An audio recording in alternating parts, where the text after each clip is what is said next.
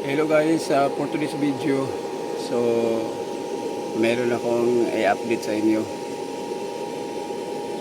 tungkol sa aking solar setup. So sa ngayon, medyo maaga pa, pero lumabas na si Haring Araw.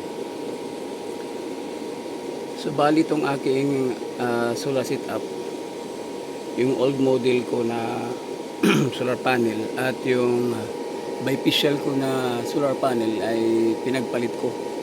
Dati yung aking solar panel na bifacial dito sa aking external charge controller, sa aking Sandom na 60 amperes. So sa ngayon pinagpalit ko yung aking bifacial, dito ko linagay sa aking hybrid inverter na Sandom na 3 kilowatt.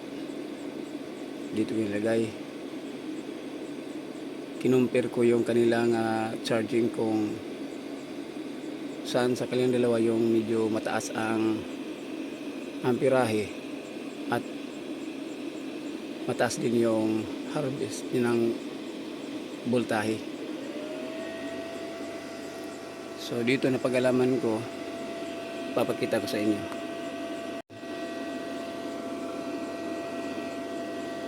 Bali dito sa aking hybrid inverter,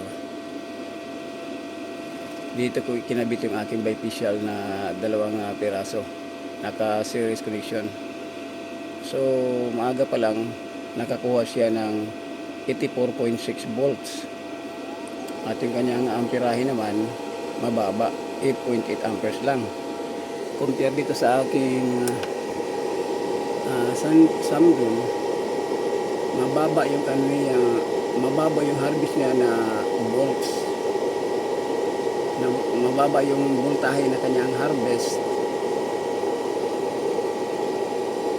pero yung kanyang amperahe ay medyo mataas-taas, nasa 22.1, mataas pa yan. Bali yung old model ko na solar panel na 550 watts sa dalawang piraso, dito ko nilagay sa aking external charge controller na Samsung na 60 ampere.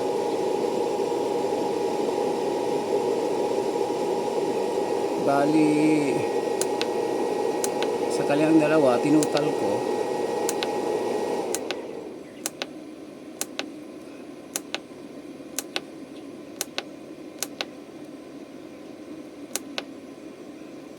sa kanilang dalawa sa old model ko na solar panel na dito ko kinabit sa aking Samsung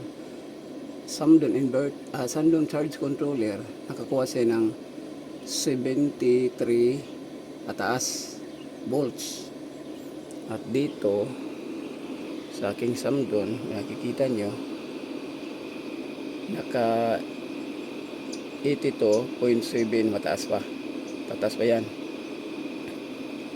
Bali nakaharvest ako ng 160 volts. Sa ngayon pa lang, maaga pa lang, naka-full na yung ating battery. Yan, full charge na yung ating battery, pero nag-charge pa rin siya, nakakarga pa rin dahil mayroon naman akong load. Ayan yung load ko, yan, nakaandar yan. Yan, nakikita nyo guys, may hot and cold ako dito. Yan lang ang load ko sa ngayon. Maganda naman yung kanyang harvest. Ayan, 84.9. Mababa yung kanyang amperahe pero mataas yung kanyang voltage na harvest. Okay na rin yan. Ang ganda na rin yan. Madali lang niya maipul yung kanyang battery.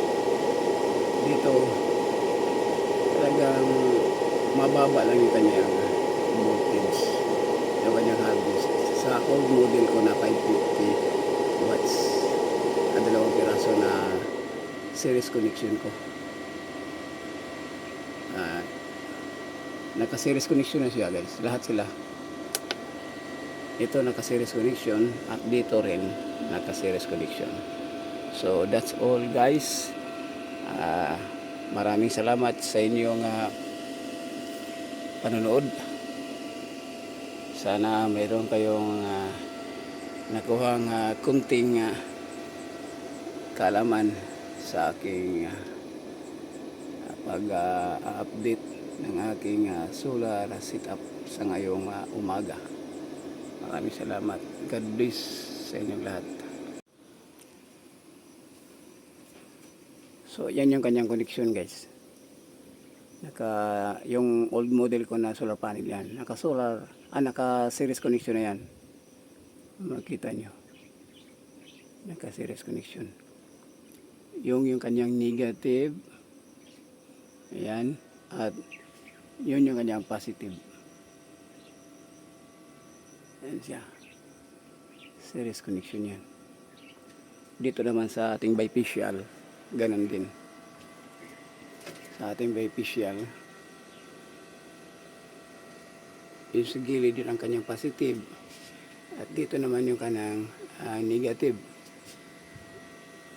So pinag-series. Negative, positive connection. So yan yung series connection ko. Lahat sila ngayon guys, puro na naka-series. Okay na siya. Ayan. Medyo makalat yung kanyang wire. Hindi pa ako nakabili ng cable tie. Pero for temporary lang naman ito. So maraming salamat guys sa inyong panonood. God bless and more power.